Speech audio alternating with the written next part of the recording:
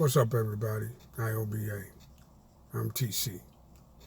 For anybody who still think that the Nipsey Hussle hit was just two gang members beefing with each other, I want y'all to go check out Jason Black's podcast from the other night. He went deep into all the particulars of the situation and asked a bunch of questions that I'm sure none of y'all are going to be able to answer.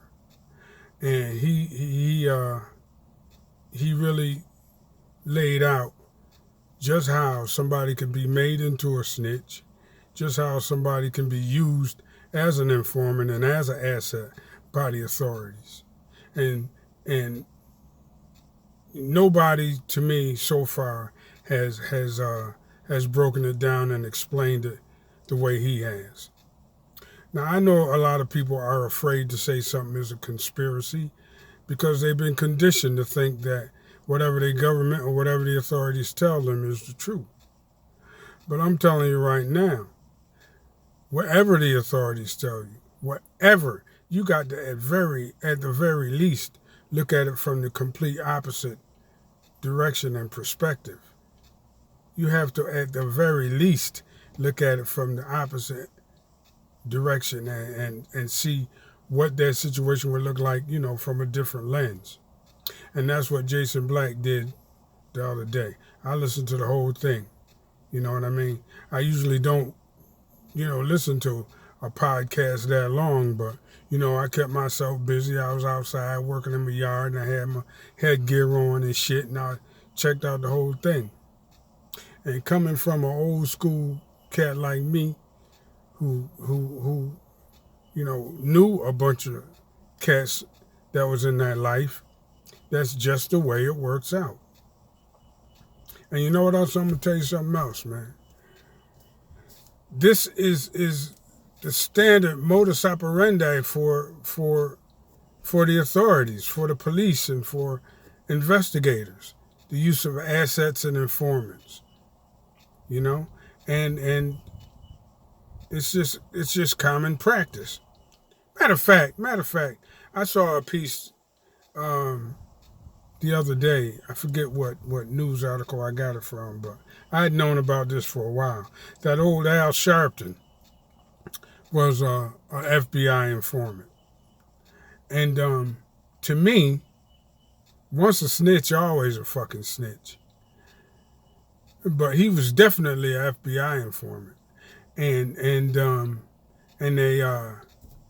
I saw some video back when he was fat, where they had set him up in the sting operation. I saw the shit. And now he out here, for the last, 20, 30 years, 30, 40 years, he been the go-to guy if you get in trouble with white folks. They, call Al Sharpton up and he come over. But Al Sharpton is, or was at least, an FBI informant. But once a snitch, always a fucking snitch. Once an informant, always an informant. They don't just let you stop telling them, what they want to hear and what they need to know. They don't just stop using you as an asset. And this dude that shot Nipsey Hussle was a known informant. That's why no one wanted any fucking thing to do with him. And then when you start talking about, the subsequent occurrences, like the getaway car and like the getaway driver not being charged and retaining Chris Darden as his defense attorney and him being dropped off or found at, a mental institution, apprehended without incident. All of these things, man, the things I just mentioned plus more, the reduction of his bond from $7 million to $5 million. All of this stuff adds up to him getting a lot of help. And he didn't just shoot anybody. He shot a high-profile individual. So anybody who think, any so-called YouTuber or activist out there who think that was just a one-off, and that was just too, then you probably fucking, I'm gonna look at you out of one eye. You may be a fucking informant. You may be suspect. Because clearly something going on with this fucking case. Clearly. This Eric Holder dude, he getting help from all different directions. And you gonna tell me he was just mad because he got disrespected by Nipsey and he had to go shoot him? And like I said in my other video, man, it ain't like he never got disrespected before. Hell, his nickname was, what, Shitty Cuz or something like that? Man, listen. If you believe motherfucking authorities on this one, you'll believe the authorities on anything. They so, what people don't realize is how blatant the authorities are with their shit.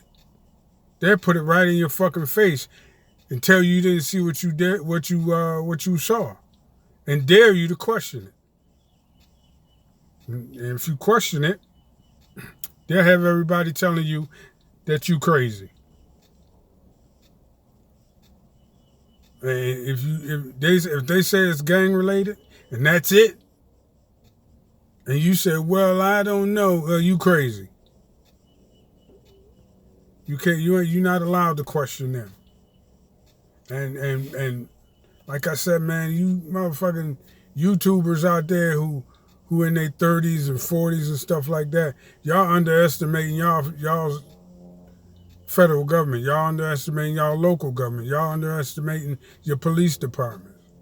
All these motherfuckers is corrupt to their core, and they all in bed with these big business types. And one hand is washing the other, and they'll use any means necessary to achieve their fucking objective. That shit was goddamn conspiracy. Even if you believe the official story, it's still goddamn conspiracy. Everything is, as far as I'm concerned. So, and you know what? I'm going to tell you something else. You know, I'm starting to get a few subscribers here and there. Just be careful when you click my subscribe button. I'm not out asking people to thumbs up my videos, and I'm not asking people to subscribe to my channel. But I appreciate it when you do. But just know, I'm giving my opinion, what I think, based on my research, my knowledge of history, and my fucking memory, and simple logic. What makes sense and what doesn't fucking make sense. So, there's that. Anyway, ADOS, Tangibles 2020, cut the fucking check, and I'll catch you on the next one. TC, and I'm out.